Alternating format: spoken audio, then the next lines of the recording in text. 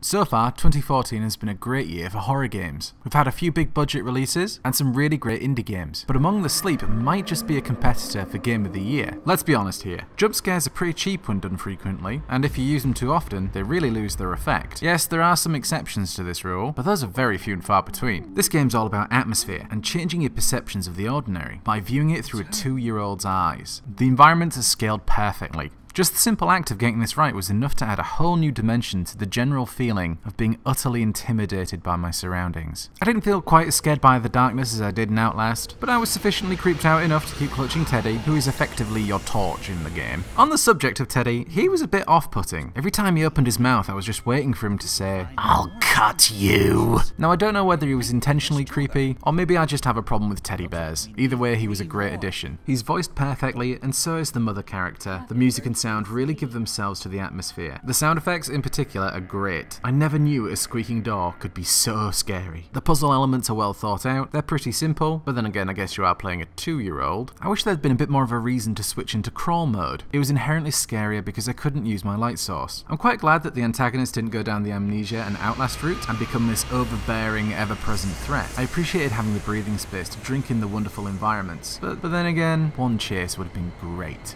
It's still absolutely terrifying when you catch sight of it though. The screen effect was great, but a little bit too heavy. I'm trying to keep this review spoiler free, so the only thing I'll say about the story is this. It's a powerful and disturbing narrative that shows a real world problem for what it is. And to do that through the eyes of a toddler shows exactly how much care and attention Krillbite has given this game. Overall, Among the Sleep might be my favourite game of 2014 so far. It tells its story well, it's entertaining, and it's genuinely scary. So if you're into horror, or even if you're not, this game is essential out of 10.